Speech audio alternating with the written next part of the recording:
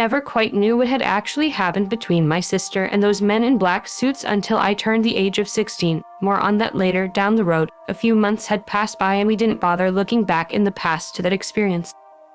My sister considered ourselves lucky because to her, not all of humanity gets that slight chance to be in contact with someone who isn't from planet Earth. I started looking back, however, at certain time periods, going back to when the two Greys led me back into my bedroom. The feeling of the Grey's hand was unusual to say the least. It almost felt like rough sandpaper or very dried and cracked skin.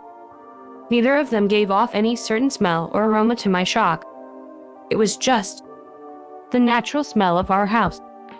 I remember the very last minute with the fourth being as his fingers began illuminating a bright light. It was then that I had glared at the being for a split second to see its own eyes. They felt comforting. Months had passed as mentioned earlier, and February had arrived. The weather was calm and cold, a chilly 40-degree weather with clear skies as the sun tried warming us from above.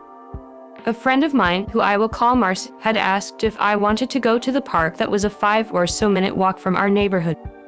I agreed, and we went on our way. We had arrived at the park and began swinging for a while, discussing our plans for the weekend and so on, but the overall time I was enjoying her company. I couldn't help but feel as though I was being watched closely, not by other parents or children, but by something entirely different. The park was a simple layout. You had the playscape and the swings on one side of an open field, and on the other was a small basketball platform with 2 benches. Beyond that was nothing but woods. The woods went for miles, how many I never knew, but if you entered those woods, you wouldn't see civilization for a good hour and a half. It was there, however, that I felt as though something was watching me, not us, just me. I had expressed my uncomfortableness to Marcy, and she tried comforting me by saying it was probably the other kids being around us, or the parents, but I assured her it was neither of those. We stayed for another 10 minutes, goofing off and such. As we were about to leave, we did our usual sky gazing. Both of us would lie on the open field next to each other and just stare at the sky in wonder, watching the clouds roll by. Discussed other topics for another 5 minutes, until I heard something very close by. I had stood up, glancing to the woods to our left, and noticed, sure enough, something was moving behind a tall dead tree. At first I began to think it was nothing but an animal or deer, but as I continued to stare, I saw it. For a split 3 or 5 seconds, I saw the Grey appear from behind the tree. It leaned out, clutching the tree bark with its 3 fingers, and popped its head out ever so slightly, glancing at me. It knew I had seen it, and slowly it crept back around the tree. I had told Marcy to run and don't look back, so we took off running. Now, you might be wondering, wouldn't the other parents or kids see this thing too if you had? Sadly, the answer would be no.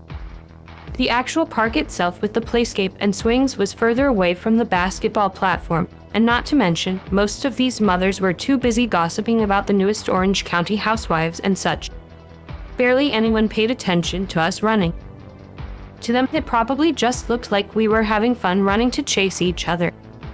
I had arrived back at my house and went straight to my sister and told her what I had seen. Marcy, on the other hand, just shrugged it off when my sister asked about it to her.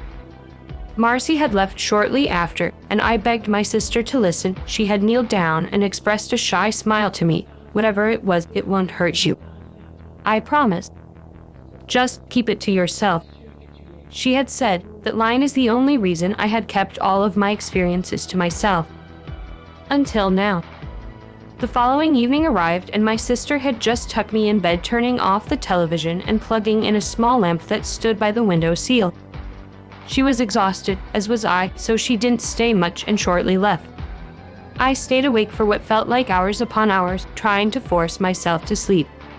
It worked for exactly an hour and a half. I managed to fall asleep around midnight, all the while trying to forget about what I saw, when I was awoken by a loud thud coming from the house.